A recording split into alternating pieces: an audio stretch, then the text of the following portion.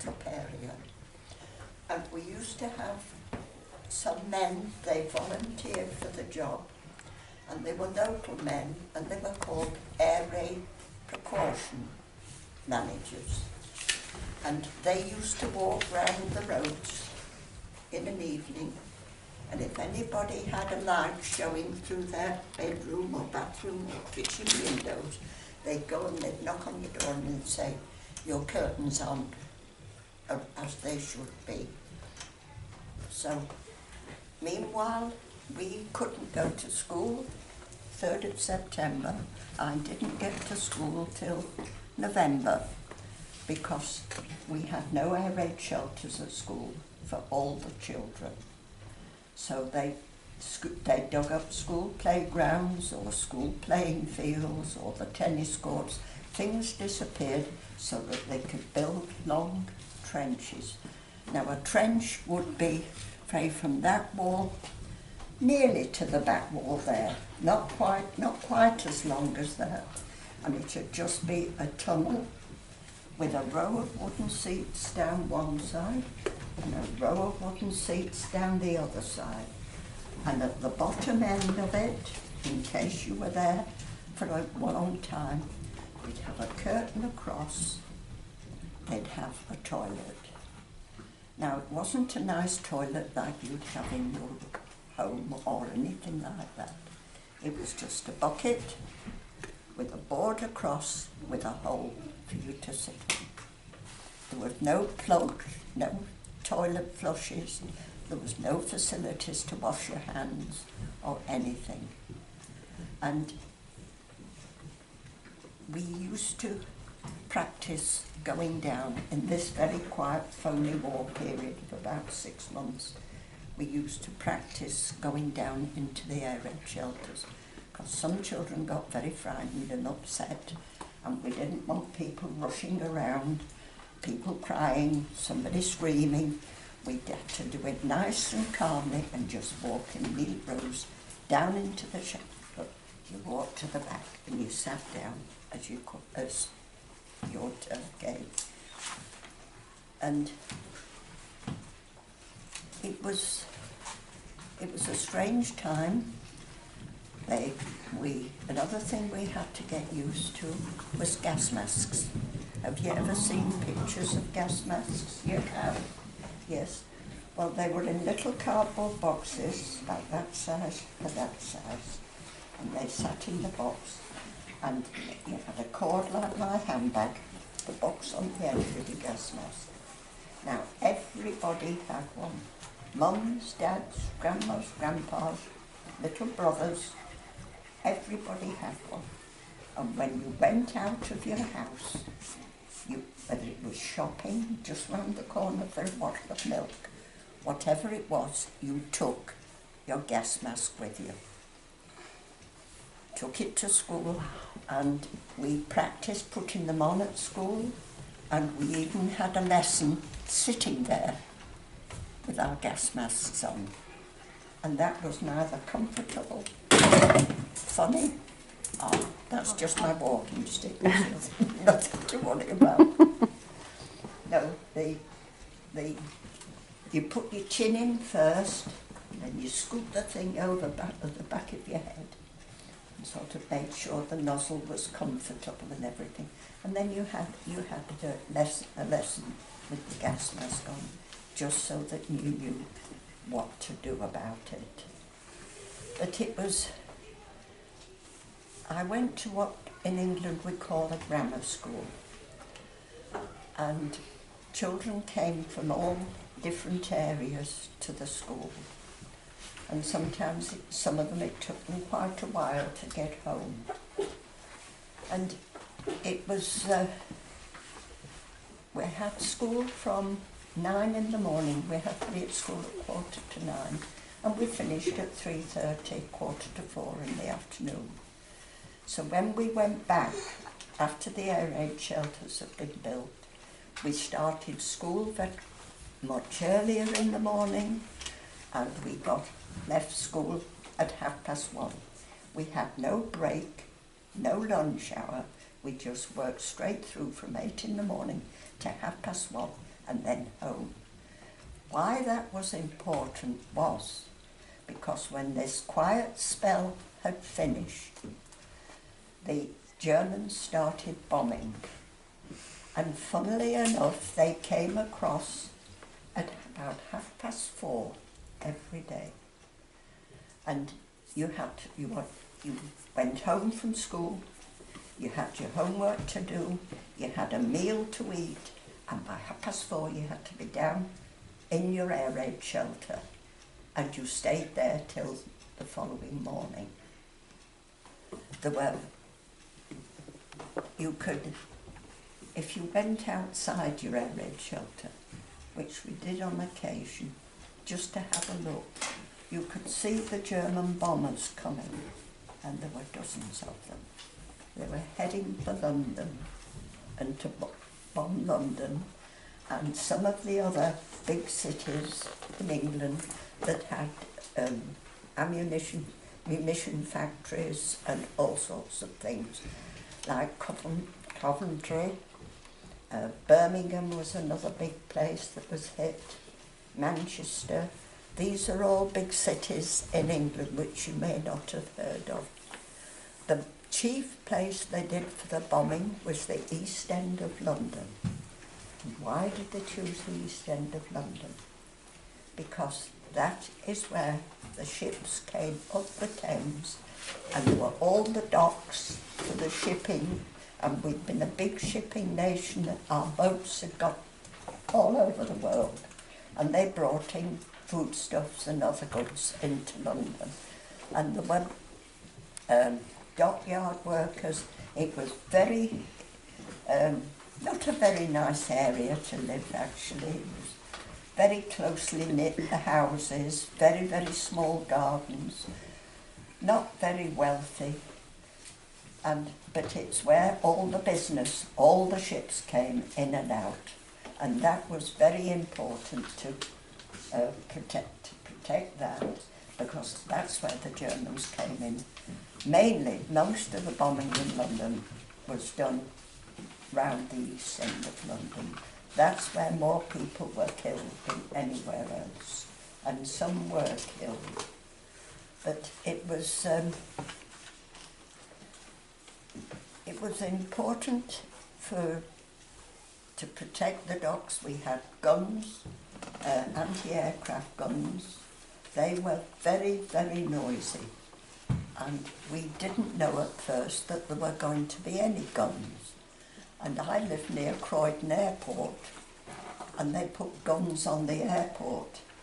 And one night there were so many loud bangs and crashes with the guns firing off, shooting at the aircraft. And it was, you didn't get warned about things happening. You just sort of realised, and you'd say to your neighbour, "Did you hear that noise?" And they'd say yes, and they'd say, "Oh, it was all the guns brought to Croydon Airport to shoot the Germans down." But even as a child of 11, I got to know if a German aircraft flew across, I'd know it was German. I could tell by the engine. If it was the Spitfires and Hurricanes from the English Air Force, I could tell them by the shapes of the wings. It's funny the kind of things you got to know. Things you wouldn't think girls would bother with, but you could say, "That's a German engine." And you could see them about 4:30. They'd come across like clockwork. And you'd hear the bombs dropping. And what stopped me from being frightened was my father said to me that if you can hear a bomb whistling, it's not coming to hit you. Now, that was probably just a tale to stop me from being frightened, because I don't see how it could work. But did you say that you were not frightened? I think I remember you saying you were not frightened when you were in the bomb shelter. No, I wasn't frightened. We read our books. Because they wondered actually what you did do while you were waiting in the bomb shelter, because you were there for dinner too? No, you'd have that in the middle of the afternoon. You had to reorganise yourself completely. Did you have food supplies in your No, shelter? we had the main meal in the house, came down into the air raid shelter. We'd just have a glass of milk and a biscuit for supper, what we call supper, about 9:30, 10 o'clock. And then you'd just lie down and go to sleep until the morning. And then you'd come back to the house for breakfast. And then you'd get off to school. And then you'd be home again, do your homework, have your dinner down in the shelter.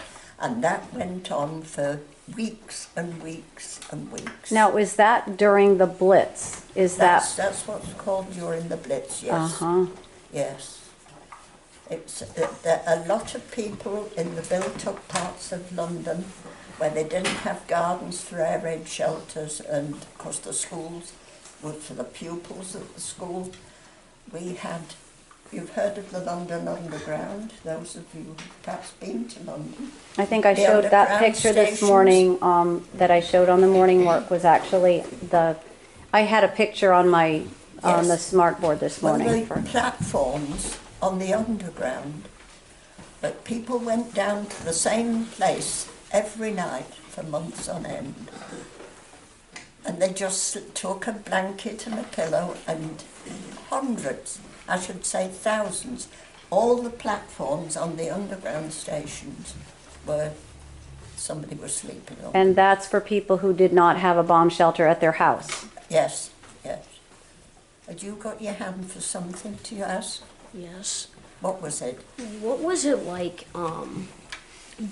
what was it like wearing a gas mask almost, like, all the time when the war was going on? Well, I only wore it for one lesson at school, and otherwise you just put it on a few minutes and took it off just to make sure you could, it was working properly. But we didn't spend a lot of time in it at all. No, because there were no gas. Gas wasn't used at all. But I've been in the playground and outside, and I've seen the German fighters, I've seen the English fighters, and they were having, you heard of dog fights? Yeah. Yes, well, I've seen the planes having dog fights, and it sounds funny, but I found it exciting. But when you stop to think about it, there's a young man in that plane trying to shoot that one, a young man in that one trying to shoot that one, and one of them is going to die. So what was exciting about it, I don't know, but that's how you felt, what you were. Were you going to ask something? Yes? Was there any polio where you lived? No, no polio whatsoever. No, that's one of your questions. Yes, it on the was. thing. Yes, no polio didn't appear till much later. Uh-huh. Yes. What would you like to ask? What games did you play in the bomb shelter? Beg pardon? The games in the bomb shelter, did you play games or did you read or? You would read, you would do what homework you hadn't had time to finish. You could play games. We had things like boards with squares on, and you moved things like drafts or Ludo or some games that you would play on your lounge table upstairs. Yes.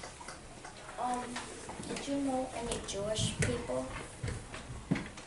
Two of my dearest friends at the moment are Jewish people, but I didn't know any Jewish people during the war. But overall they had it very, very bad on the continent. They were rounded up. Since the war, I've been round different places in Europe, and there was a big ghetto in Warsaw, and it's all the houses and that where they pushed the Jews into the concentrated place. All the buildings have been demolished, and there's a huge square, and it's all cobbled and open, and there's a memorial at one side to commemorate the Jews were killed in their thousands. And they were put in concentration camps, and they were gassed, a lot of them, I'm sorry to say. But I have got 2 Jewish friends in London. I've also got a very close German friend. I don't sort of, it's the person that matters. And if I meet a German and I like them, as I do my friend Eckhart, you can't carry these feelings on forever, else you never make any progress. But there's a lot of Jews came and they settled in the East End of London, where again they were bombed. So, wait a minute, is this young lady? What did you want to know? Have you ever been in a concentration? Speak really loud, okay? Have you ever been in a concentration camp? No, I haven't. I've often meant to go to Auschwitz or Birkenau and see for myself what the place was like, but I never got round to doing it. Yes. Did the people in the concentration camps have air masks? Would the people in the concentration camps have air masks? No, they wouldn't even have much food. They were treated very, very badly, and they would die. I remember seeing at the end of the war, when some American soldiers went towards a concentration camp to release all the prisoners, and they opened the gates of this prison. They rounded up the Germans in charge, and they went in. And you know, those American soldiers, there were tears running down their faces, because there were people who were starving, they were cold, they had nowhere to sleep, they were just sitting on the ground. They were in a terrible, terrible state. And the American soldiers, as they went in and saw what it was really like, they were in tears. That's grown men. So you can tell how bad it must have been. So, yes, again? Did you have more than one pair of clothes in the bomb shelter? Did I? Did I? Well, she's asking if you had more clothes in the bomb shelter, but remember she went there in the afternoon and for the night, but then she would go back to her house in the morning. Did she have like pajamas in Yes. the bomb shelter? Have you? What were your clothes in the shelter? Pajamas, did you Yes, change I had there? panty pajamas when I went to sleep, and I just put my clothes at the bottom of the bunk. There was, you went in the shelter, it would be, say, from the end of that table to this little chair at the end, would be only from about this point here to that table. You could just about stand up in it. It was shaped domed like that. There were 2 bunks at the top, 2 bunks at the bottom, and that was all. The fact that there was a light in, as my father put an electric cable to put a light in so we could read and that. Otherwise it was using torches all the time. There were no facilities for anything. Nowhere to hang your clothes, nowhere to make a cup of tea, nothing. You just went there to be safe. What could I do for you? What would you sleep on when you... Oh, you had a proper little mattress and a blanket and a pillow and that. That was up to your mother what she put down there for you. Make yourself comfortable. That young lady there. Megan? Well, do you have any brothers or sisters that were let down in the bomb shelter with you? Did I? Brothers and sisters in the bomb No, shelter with you? I'm an only child. But when Canada sent soldiers across, amongst them was a man called Harold and another one called Edgar. and they came in turn and stayed with us. And how they came to come to our air raid shelter was the fact that during the First World War, my father, his sister, married a Canadian soldier in the First World War. She went to Canada. She had a family. In the Second World War, their 2 sons came over to fight with the Americans and the Free French and everybody else. They came to join in. So we had a sort of family connection. Yes? Oh, you got your arm up. Where did the Queen go for shelter? Where did the Queen go? Oh. Well, I think she moved out of London most of the time. The Queen has got a house, a lovely country house in Norfolk, in Sandringham, a place called Sandringham. She's got another lovely castle up in Scotland, miles away. She's got several palaces here and there, but she didn't. She came to London on occasion, but she didn't stay in London, I don't think. They didn't advertise where she was. It was, things were kept quiet. Yes, no. This like that. Can you in a minute? Yes. Were your grandparents with you in the bomb shelter? No, they weren't. They had died. My grandparents. I think so. Wait a minute. No, they lived. No, they hadn't died just at the beginning of the war. No, they were lived in I lived in London. They lived in Manchester, and as far as I can remember, they had no air raid shelter whatsoever. Mm. Yes.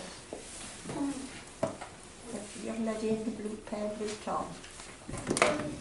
Did you ever hear the sirens go off? The sirens? Oh yes, I heard the sirens every day. And then you stayed where you were in your shelter until you heard the all clear. If you came up, well then you were asking for trouble. You stayed in the air raid shelter. Yes. Beg pardon? Were there ever any German soldiers on the roads? Like, No. did they come in? No.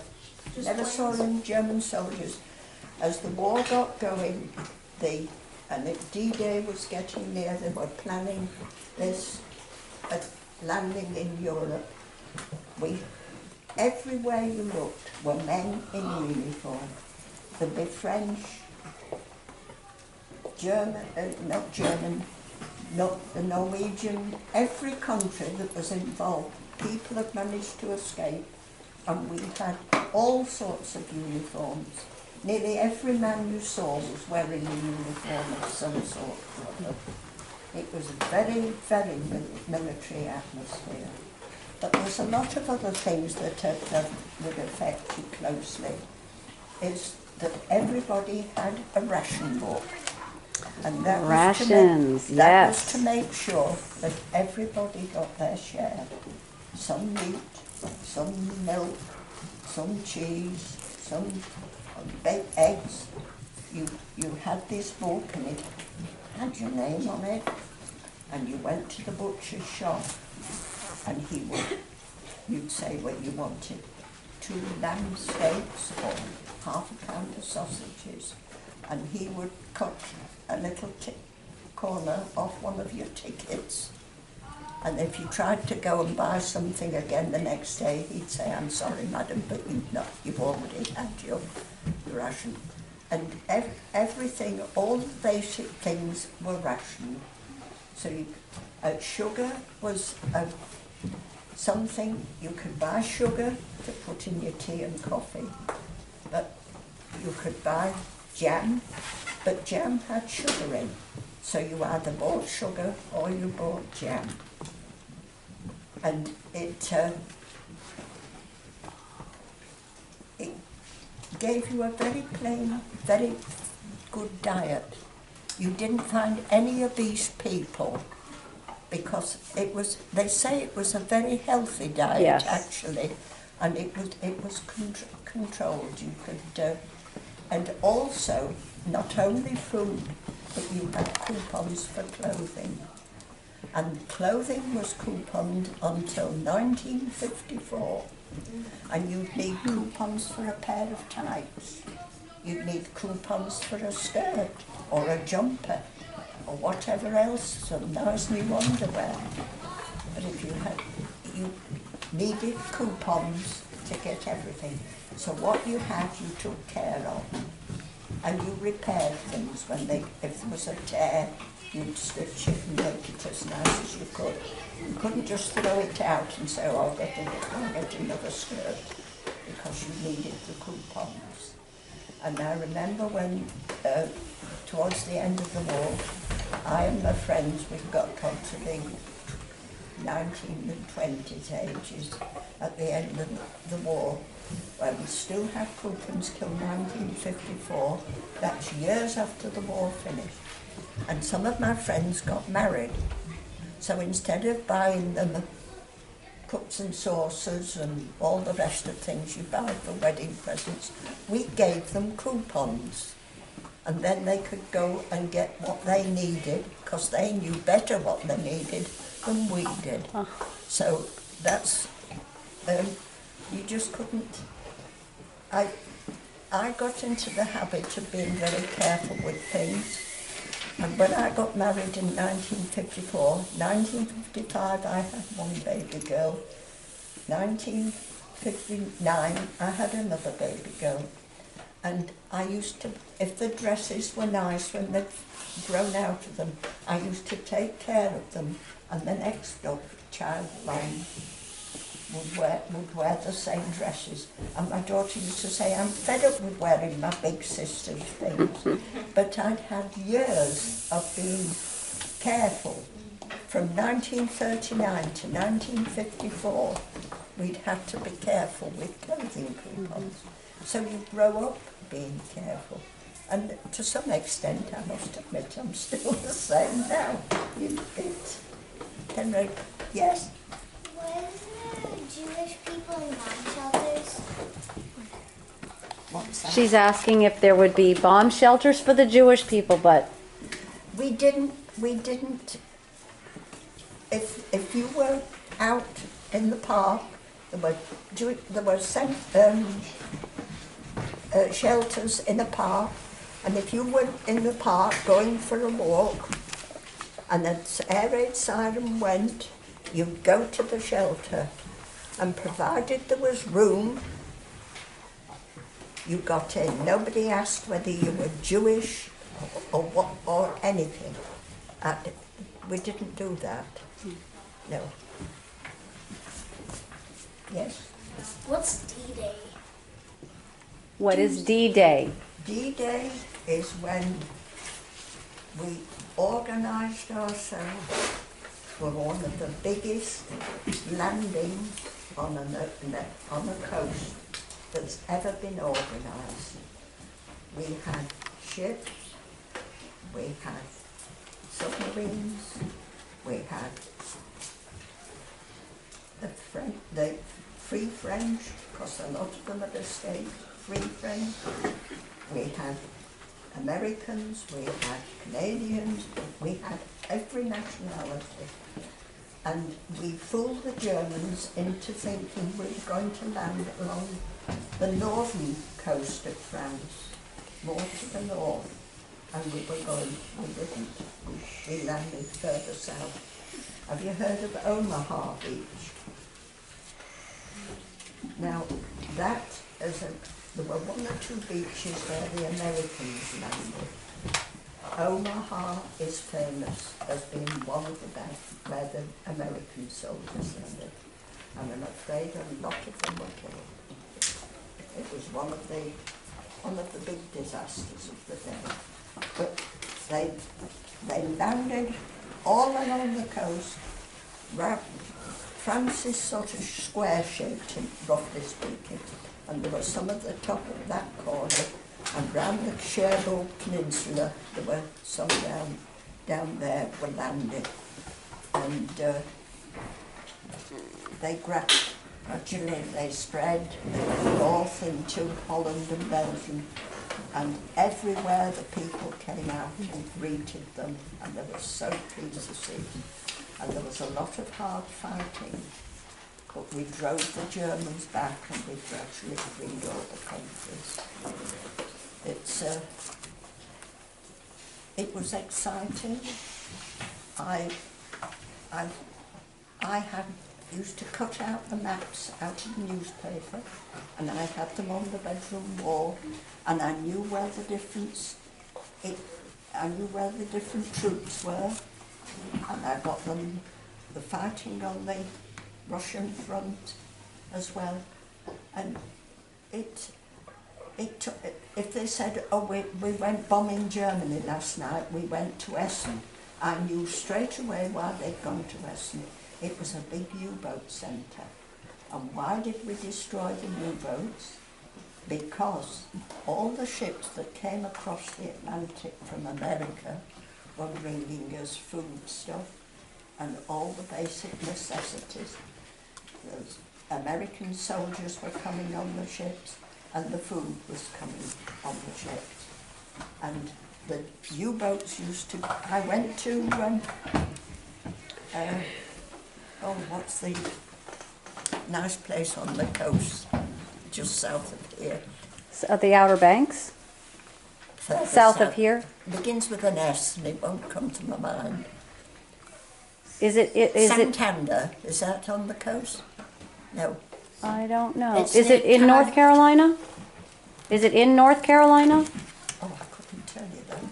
But it's on the south coast. You go down the coast, and it goes out to Tybee Island, and there's one of the lighthouses. The name will come, but that's what my old age brain does. Loses word. And I went to this, it's a big estuary, and the ships used to come out of there when sailing across to England. And the U-boats, German U-boats, used to run up and down the American coast, sinking the ships as they could. So the American soldiers lost their lives, we lost foodstuffs and that. So I went to this museum on Tybee Island, and I saw some German uniforms. And I said to Helen, my daughter, I said, what on earth are German uniforms doing here? And they were from the submarines that had been washed up on the coast. That's when I realised that The Graveyard of the Atlantic is what it's called. No, the Graveyard of the Atlantic is further north Oh, on the Outer okay. Banks. Yes, on the Outer Banks. Now, this place begins with an S. And You're not thinking... St. Simon?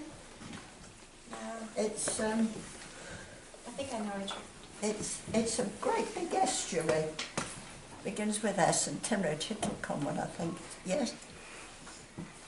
Megan? Yes. How much food did you eat in one day?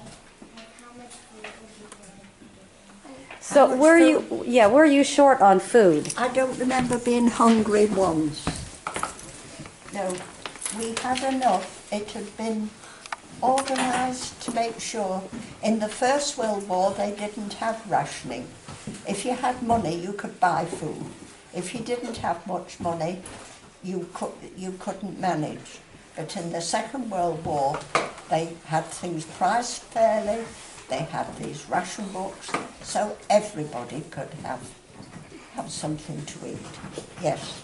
What did it look like when you got out of the bomb shelters? Well, where I lived, I just walked up my garden and into my house. I couldn't see any bombing. We never even had a window broken. But we went up to London, up to the city, where all the offices and the buildings, next door to the East End of London, where all the big harbours and things were for boats. We used to go up, my father used to say, let's go and see what's happening. And we'd go round St Paul's Cathedral and we'd see all the bombing. And if you crossed the corner of a road, across the road, they'd have a piece of string attached to either side. And they would have paper bags on it. And if you wanted to go and see a solicitor or a bank manager, or you wanted to see somebody who had an office down that road and it had been bombed, they would put a piece of paper on this string, pin it there safely and say, Joe Brown and Company has moved to such and such a place, and you'd know where you could get hold of people because their building had been where they lived before had been completely smashed. Yes? I wondered about that. Savannah. Savannah, that's it. Yeah. Savannah, yes. That's where the U-boats went up and down the high. Have you only been to Savannah?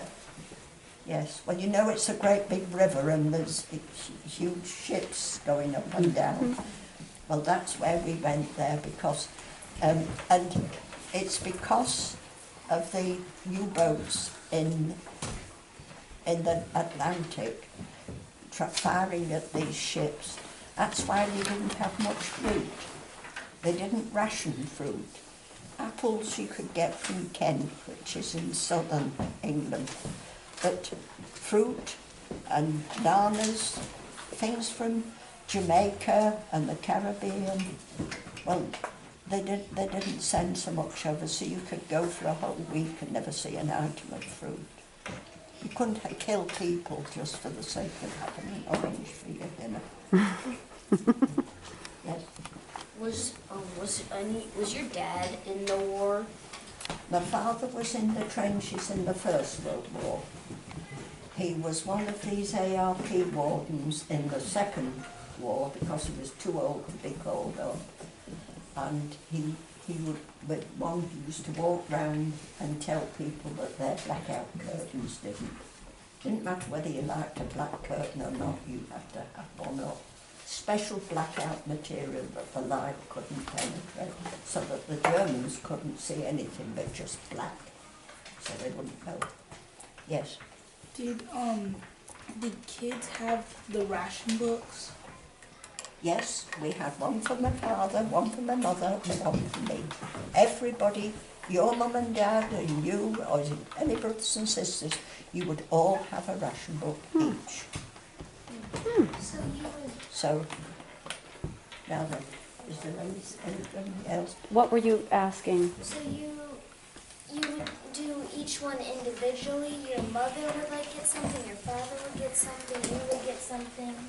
Yes, you'd go in the butcher's shop and you'd say, you want some there, and you'd say, here's 3 ration books, and they'd cut out a coupon there, out of each book. Oh no, it was very fair. There would be a black market where some people tried to break the rules, there always is, but basically it meant everybody had a fair share. Mm-hmm. Yes. If you were to go to a store, well, if someone were to have a ration card and they couldn't use it anymore, would some people make fake ration cards and use those? Well, you used your ration book until it was all used up, and then the government would withdraw that particular issue, and you would all get a new one.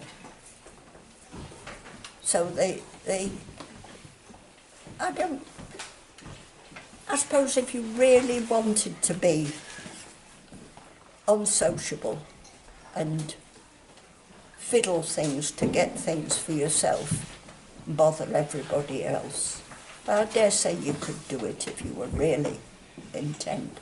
But the ration books lasted for a certain period of time, and when that was finished, everybody was issued with a new one. So you were, if somebody went in the shop and they said that, oh, they've still got some coupons left, they'd say, I'm sorry, they're out of date. So you couldn't fiddle it. Not really. Yes. Yes, no? How big is a U-boat? How big is a U-boat? Oh, Lord. I've been in one. I got a chance to go in Oh, one. wow. It might be as long as this room, but only about a third of the width. It's very, very crowded. very, very crowded. I wouldn't like to go under the water in a U-boat. I should get a sort of... It wouldn't suit me at all. Like a bit of air around me. No. Yes? Did you ever use canned food? Did you can foods? We did have canned food. Yes, you could buy some tinned food. I can't remember what though exactly, but I know fresh food was hard to get because it all came from overseas. Yes. Haim? What did bomb shelter look like? What did it She's wanting more details about the bomb shelter that you were in, right? Yes. The one that she was Yes. in? Have you got something I can draw on the book? I do. It will take a minute or so to get it to come on. Well, I'll It try just- it if it's all right with you. Oh, sure, it's fine. It'll just take a minute to get it on. And I've got to get... I don't know how to stop this.